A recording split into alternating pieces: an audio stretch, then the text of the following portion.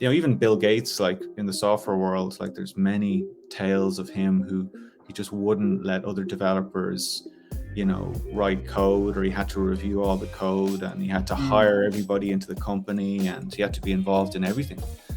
So I think it's just like a natural thing that people, that happens to business owners, and you just have to learn to find ways to, give up that control and hand it over to somebody else. And that's just a skill. Like I had a manager before, and he used to say to me, that person over there, that manager, they're a great delegator. He would identify that person was great at delegating. Yeah. It is a skill. I think it's like any sort of a skill, whether it's designing things or interviewing people, or it's something that you need to build and learn. But I think thankfully you can learn it, but you need to be aware of it first before you can actually address it. Welcome to episode 141 with Rory Galvin, the CEO and founder of Navirum. It's a high-growth Salesforce consulting company serving clients across the globe, which he founded in April 2018. Now, if you're a regular listener of this podcast, you should know that one of the most common bottlenecks entrepreneurs face is having everything tied around them. Why? Well, usually because they relinquish control instead of letting go, delegating tasks, responsibilities, and accountabilities to others. Rory understands that perfectly. For him, delegating is not an inherent trait. It's a skill that can be learned, but recognizing its importance is the first step to success. So join this conversation as he shares his entrepreneurship journey, the art of delegating, effective leadership, and how he broke the entrepreneur bottleneck to grow his business. Would you like to break the entrepreneur bottleneck like him? Then start with the Bottleneck Index. It's a quick and accurate evaluation tool to identify potential bottlenecks and their impact on your business. Plus, it offers practical solutions to help you overcome them. You can find the link to access this valuable resource in the show notes. And now let's join the conversation. Hey, Rory, thank you very much for joining me today. Great to see you again, Laurent. Pleasure to be here. Good. So, you have an interesting journey because you began your career in the corporate world, work Mm-hmm. with Accenture and Merrill Lynch. I mean, that's corporate. Yeah, That's really yeah. corporate. Then in 2010, you're founding a consulting company called Galvin Consulting Services, which you left in 2012, like Mm-hmm. more or Mm-hmm. less 2 years. What Mm-hmm. happened?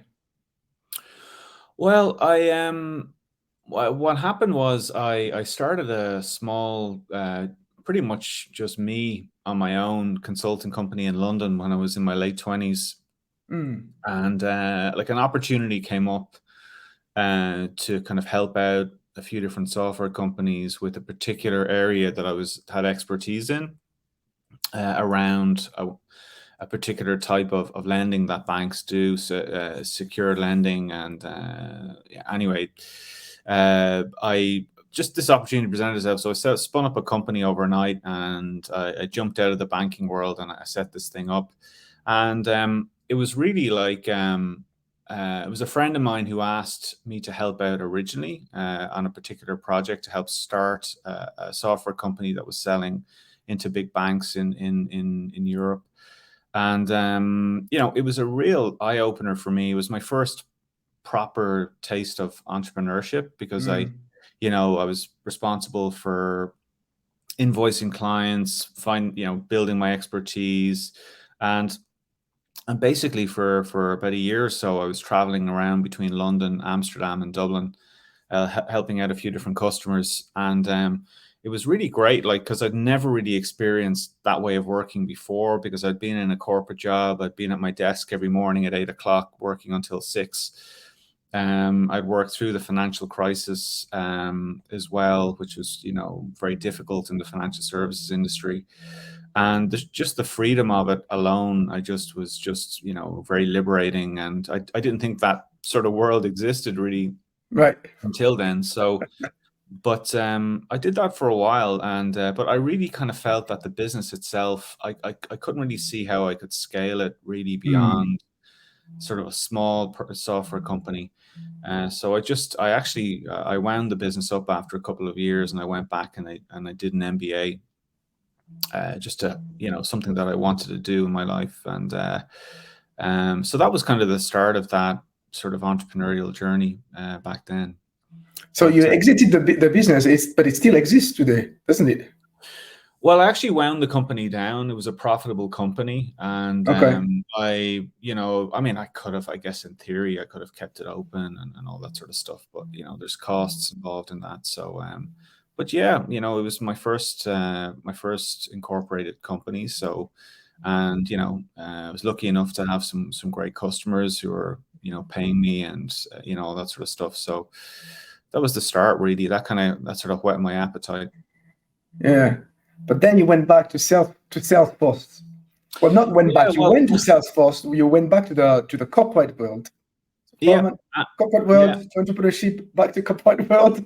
Yeah, I actually intended to sort of use the MBA as sort of a springboard to go on and start another business. But I found out about this company called Salesforce when I was doing my MBA, and I didn't know. I had heard about it years ago when I was doing my degree, that there was this company that was pioneering cloud technology, but it was sort of it was in sort of study material and books and stuff like that, and I didn't really pay a lot of attention to it. And then I knew some people who worked in there, and they're like, you should really check it out. It's a great place to work. It's a great learning opportunity. And went in, and I did the interviews for Salesforce, and I got a job in there. And it was just, again, it was one of these great experiences, like in life, that like I went in, and you're flown out to San Francisco. You're doing your training out there. You're meeting all these great people. And I just found the culture was great. The people I was working alongside, again, was a big surprise. Like, they were just great people, great energy in the company. But I felt like, for me, again, to go back, maybe I'm just finding a lot of excuses for procrastinating before starting a bigger company. But I felt like I really needed to learn how to sell and market effectively. And the opportunity came up in there to go through a full sales training with them and learn how to sell, and hit your quota and all that sort of stuff. So that was a really great learning experience for me to really learn how to sell software, sell solutions. And that experience, I think, was really worth it in there. So I kind of got sidetracked a little bit before I set up Navirum, but I definitely don't regret it. It was a really good time in there. Right. And so you set up Navirum in 2018.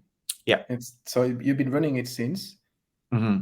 What's the difference between you back in 2010 and you in 2018 and you now? Well, I think that the difference, I'm still the same person, but I think in that period, I sort of equipped myself with knowledge and expertise and skills that I think have helped me to run the company and grow the company and hire people and lots of stuff. And I think that starting a business is always high risk.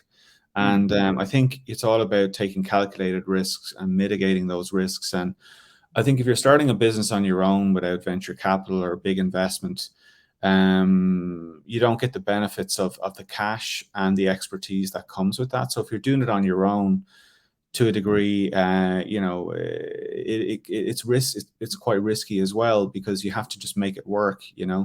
So I didn't feel like back then in 2010 that I was at the stage where I was ready to do that, or I didn't even have an idea. I remember sitting in my office in London thinking, like, well, I just really need some sort of like something to build on here, a platform to build on to make this work. And I felt like at the time that particular company, the opportunity wasn't there. So it was a lot of learning, a lot of experience, kind of happened during that period that kind of, I guess, gave me the confidence to start Navirum. Right.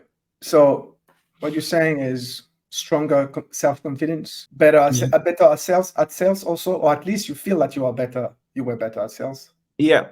I mean, and I think it was kind of a combination of skills and confidence building and experience and stuff like that. Like, and I think there's a lot of looking at the numbers, like there's a lot of people who get to their mid-30s and they're like, well, look, I either stay in the corporate world or I start my own thing. And I think it's a good time for people, if they have the opportunity to do it, to break out, because you should at that stage, if have experience and an understanding of the world, to go and set up a business. So I think it's a good time. And for me, it was either I stay in Salesforce and I go down the leadership road in there, which I was on the path to doing, but I just felt like the thing I wanted to do was to start my own business or businesses. That's really what I wanted to do. And I think there was people in there at the time. I was working alongside really great people who were they were really eager to become, regional vice presidents or area vice presidents or senior executives in the company. And I could see how enthusiastic they were about wanting to get those roles. And I felt like that fire wasn't there for me to do it. I think the fire was actually to go and start my own company. So that's kind of where it started. Right. But you went down the leadership path anyway, because as an entrepreneur, you're a leader by default. Yeah. For sure. And went down the leadership path, and in starting a company and managing and hiring a team of people. So yeah, it came. I think it was more of an entrepreneurial itch that I had, that I felt was driving me. And I was doing other things back then, like I was getting up quite early in the morning to, I kind of dabbled a little bit in the whole digital currency, decentralized asset space back in 2015, 2016. And I was thinking, well, maybe there's something here. But after doing it for a while, I didn't really have that much confidence in it. So I just sort of parked that and just turned my attention to Navirum after that. So, so that's kind of what I was like. I think, I was always sort of eager to do my own thing, and eventually had the opportunity to do it. So talking about leadership, this is a good transition to my next question. We're going to talk a little bit about the Bottleneck Index. We cracked the entrepreneur bottleneck on this podcast. And so I asked you to take the Bottleneck Index, and you came out with a score around 50%, which is right in the middle. Not good, not bad. But you scored the worst on delegating. Yeah. I don't know if you remember, especially on, I often have pending tasks or requests waiting for my attention or approval, and my employees or team members are overly dependent on my guidance or approval for even minor decisions. Yeah. Do you agree? Do you agree with that? Completely. I think that's something I'm definitely guilty of, is holding on to things and not delegating them properly. And I think that is definitely something I think any leader needs to work on. I think when you're in a smaller company as well, you tend to be involved in a lot of things. You're wearing a lot of hats at once. You're in sales, you're in service, you're in finance, accounting. And I think that you just sort of find yourself immersed in all of these different roles, and you have all these different projects and things sort of clinging onto you. So it sort of just happens. But I think for the company to grow, you need to get good at delegating, giving clear instructions to people, timelines. And, I'm definitely guilty of it, but I was actually conscious of it this morning. I wrote an email to our VP of technology about hiring somebody new. And rather than sort of giving him a list of people that I thought looked good, I just sort of said, this is who we need to hire. This is our budget. This is our timeline. And just told him to go and get after it, So I think that it was sort of a wake up call for me, for sure. And, I think entrepreneurs are always the bottleneck for their company. I think it's just learning to relinquish control and learning how to delegate. Delegation is a skill. It's people need to learn it. They're not taught it. And I think that every entrepreneur, they need to learn how to delegate effectively. And also, I Yeah. think as well, they need to think about, how do I, like, what am I doing right now that I can coach and teach another person to do to get myself out of this that we're in. And I think that, like, a lot of entrepreneurs find themselves being bottlenecks in their company for reasons that they don't even know themselves. So one of the things that we have in our portfolio is we've a lot of projects happening at once. And one of the things we need to do as a company is to keep those projects moving all the time. We've like nearly like a production line, and one of them gets blocked up. We have to kind of find out why, and we have to unblock it and keep it moving, or replace it with something else. So that's something, I think, this is just an example that I've become aware of over the past few years. And I was like, well, how do I teach somebody how to do this or recognize it, But it's a thing, it's a phenomenon that we have in our company. And I think that's an example of something where you have to just document it, how to recognize it, and how to solutions to resolving it, and then just literally hand that dossier over to somebody and say, look, this is how you unblock our production line of projects, and it's up to them to figure out how to do it after that. So, Yeah, exactly. I couldn't agree more with everything you said. This is things that I keep on seeing. You talk about, like, the difficulty of relinquishing control. Well, why do you think it's so difficult for entrepreneurs? Well, in your case, why is it difficult? I think it can happen for a number of reasons. Like, I think that it can sort of happen organically, like I said before, where again you're involved in lots of things and you just find yourself you're wearing lots of hats and you're involved in lots of projects, and it just sort of creeps up on you. And then I think there's obviously like entrepreneurs who don't want to lose control of their business, or they want to be involved in everything. It's a natural way to feel. But like, I think that like, even Bill Gates, like in the software world, like there's many tales of him who he just wouldn't let other developers, write code, or he had to review all the code, and he had to hire everybody into the company, and he had to be involved in everything. So I think it's just like a natural thing that people, that happens to business owners, and you just have to learn to find ways to, give up that control and hand it over to somebody else. And, that's just a skill that people, you need to learn. Like, and I mean, it does remind me of like I had a manager before, and he used to say to me, that person over there, that manager, they're a great delegator. He would identify that person was great at delegating, and it is a skill. I think it's like any sort of a skill, whether it's, designing things or interviewing people, or it's something that you need to build and learn. But I think thankfully you can learn it, but you need to be aware of it first before you can actually address it. Yeah, exactly. It always starts with self-awareness. I mean, if you don't have that, you cannot address the issue, because you don't understand what the issue is, and the issue is actually you. Yeah. So I think I think, and that comes back to the leadership point you made about coaching and mentoring your staff and stuff like that. And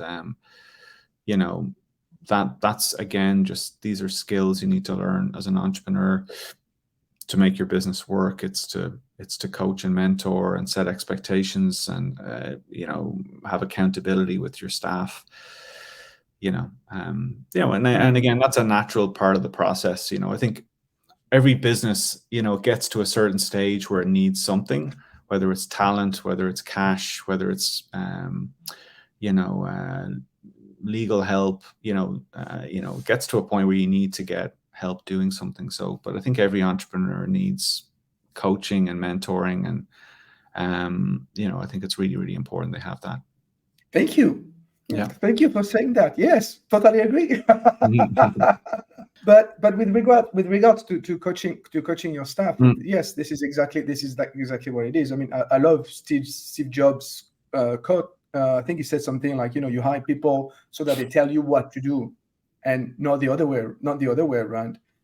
Yeah. But do you think also, what I see also is that, because when you start the journey of an entrepreneur starts with, at the beginning, you do everything by yourself, and while the company grows, you have to learn new tasks, you have to learn new skills. But do you think also that one of the difficulties to let go, it's because you want to understand it to be able to do it just in case someone needs it?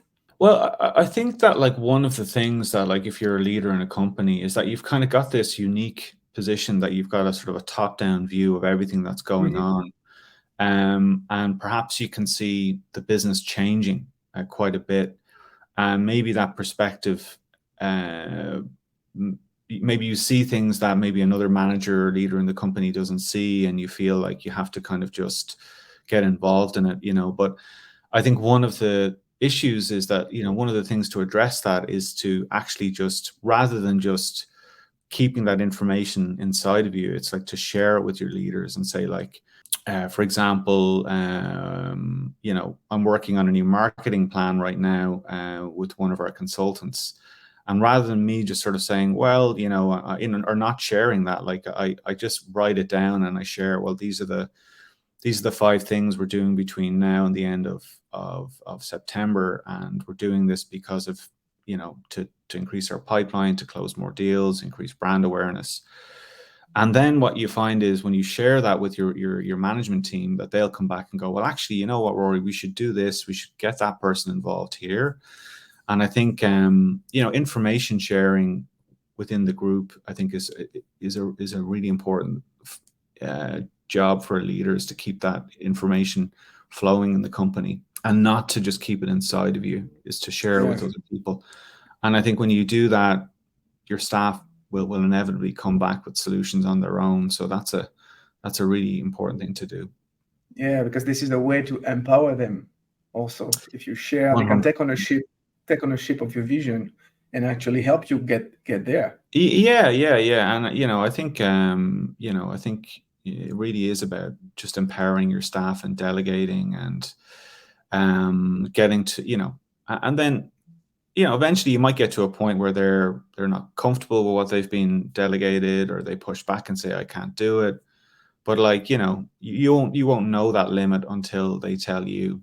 So I think you need to just keep, and again, like, knowing, other entrepreneurs, like the best ones are the ones that just delegate really effectively. And I always, and it's going back to Jeff Bezos, like his thing, his mantra is that he always says the responsibility of a chief executive in any company, he felt anyway, was to make 3 good decisions a day.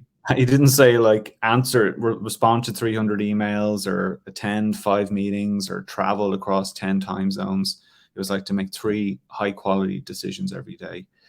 And I think that is a really powerful thing. Like, but he's backed by, huge amounts of cash and resources. So I guess he probably has that luxury to do that. But, smaller growing businesses, they don't necessarily have that ability early on. When they grow and, they're operating effectively, yes, you can hire and fire people, bring people in, set expectations. I think it takes a critical mass before you can get there. But I think that is really, it's like any great leader of a country, or, a great coach or something like that. Like, it's all about decision making, so getting to that level 5 sort of leadership. Yeah. Well, you made a great decision this morning.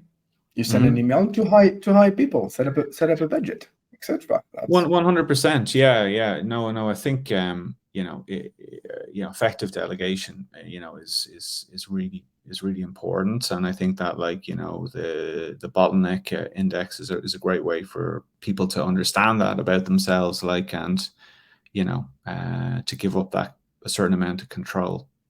So it's about taking a bit of risk there, and and just empowering people, as you said. Cool. I'm really happy to hear that you have discovering about your bottlenecks. Yeah. Maybe hidden bottlenecks and moving forward. This is really, really great.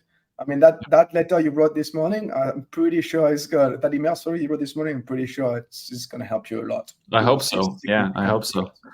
Yeah, but don't forget also to, I would say, to empower people or delegate decision making, because this is something I see a lot, is that you hire staff, you delegate responsibilities, but then you forgot to delegate decision making. And then you end up doing all the decisions to make all the decisions yourself, and you end up being the bottleneck again. And so 100%. that's really yeah. No, I couldn't agree with you more. People need to learn from their mistakes, and I think you can nudge people. You can sort of like, give a perspective if they ask for it. But like, I think decision making is really important, and and I think a lot of people are not necessarily comfortable with decision making as well. Like they it's a skill they need to learn and they need to get comfortable with, and you need as a coach and a mentor, you need to be aware of that and say, well, actually, this person hasn't made decisions ever in their role, and now I'm asking them to decide on what we should do and all this sort of stuff. Like I think it's a gradual resilience that they need to build up, and that's part of their development. Yeah, very, very true. All right, let's switch gear a little bit and let's go back to your business.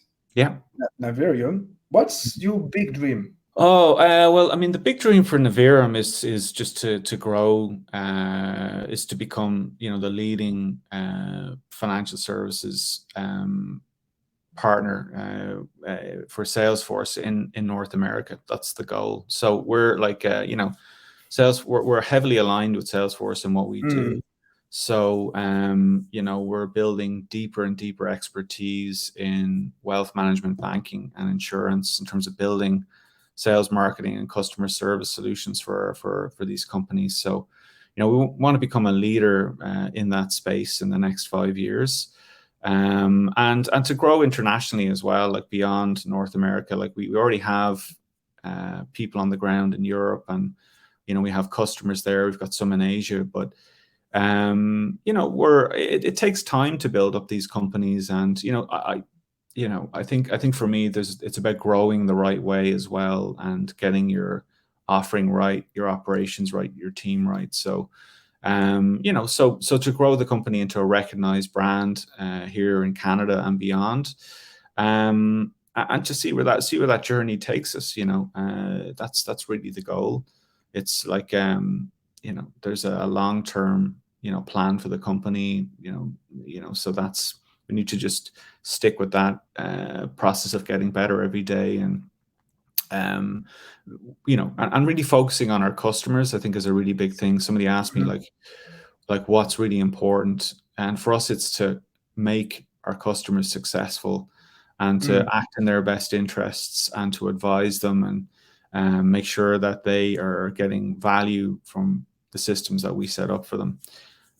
So that's the medium to long-term goal. And what's your biggest challenge moving forward to achieve that goal? Well, I think for sure, like scale is the big challenge, and coming up with a way of working that operationally costs us less as we take on more projects is a big thing. So scale is a challenge. Attracting talent to a smaller company as well is a big challenge. I'd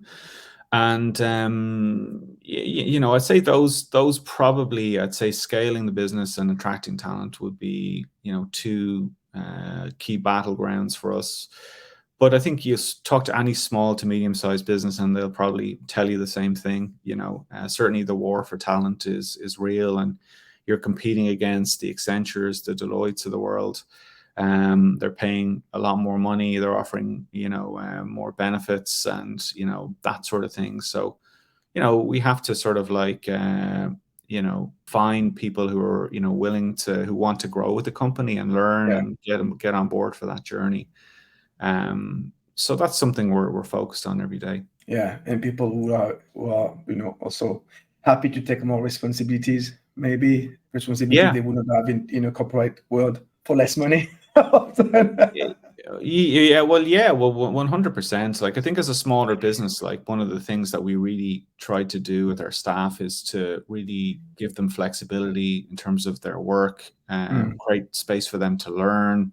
We give them a lot of exposure to many different projects, and we're really heavily focused on sharing information within the team as well. So we want everyone to learn from each other and to grow. And I think as a smaller company, that's definitely a big edge that we have over bigger organizations is to, like, one of my staff, she has children, and she wants to start early in the morning and finish early in the afternoon so she can be with her kids, that sort of stuff. So I love helping staff like that who want to just have that flexibility and and work from home, and and also create space to grow and learn, and stuff like that as well. So I think that's a key advantage that we have. But it's always a challenge. It's always a challenge. Yeah, of course. But I wish you good luck in your journey. I hope you will achieve your objective.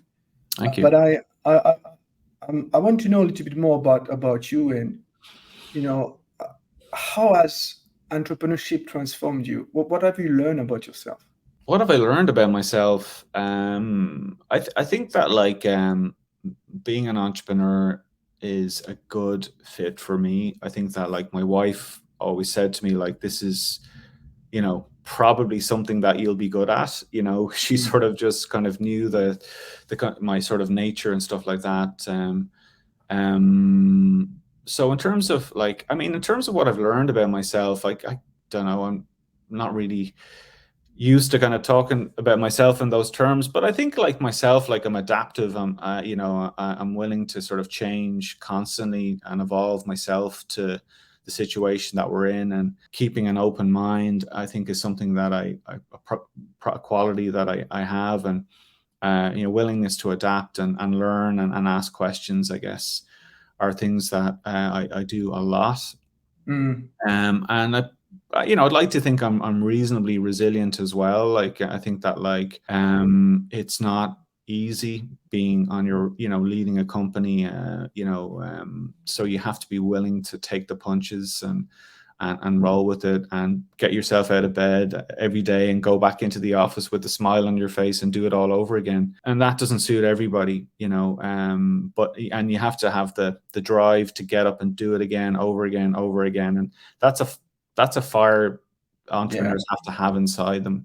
There's nobody going to be setting your alarm clock, or there's nobody going to be telling you that you're, it's 11 o'clock on a Tuesday and you haven't even logged into your laptop yet. You have to have that inner drive to do it. And, so I think that's something that, the drive and the, ability to adapt, I think, are some of the key things.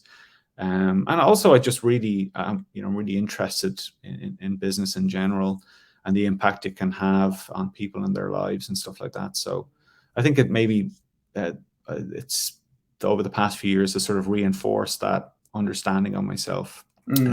So those are a couple of things there. Well, not bad. That self accountability, we could do an episode on it because it's another bottleneck.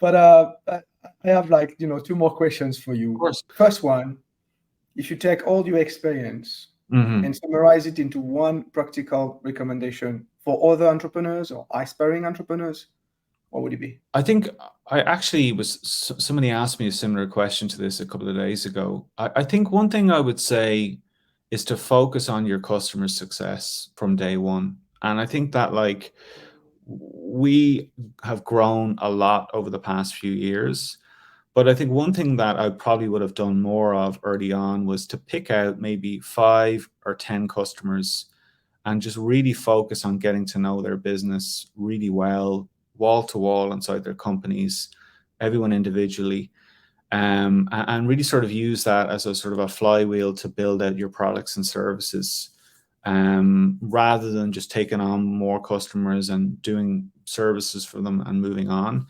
I think that, like, there's nothing wrong with just capturing some of those key customers early on and just really getting to know them, their businesses, and really sort of thinking like, okay, this hopefully is as long as their business stays up and running, this is probably going to be at least a 5-year relationship. So we're planning around that accordingly. So we're in the B2B world, and I think if you're running a restaurant or whether you're running a software company, I think that's something I would focus on earlier on.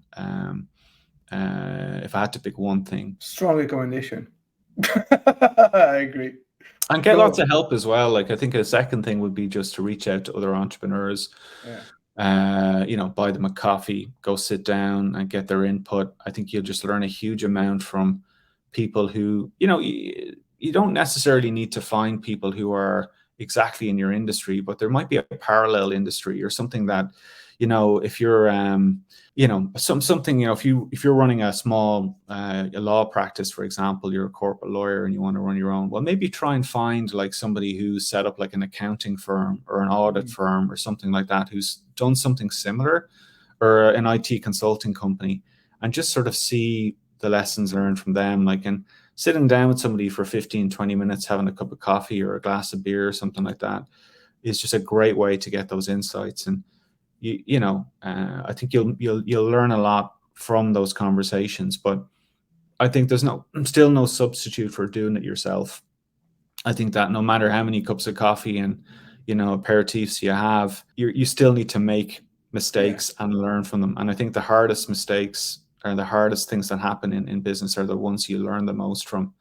I think unfortunately there's no way to go through it than to do that along the way. So, but yeah, your customers, your partners, and are two top things there I'd recommend. And listen to this podcast.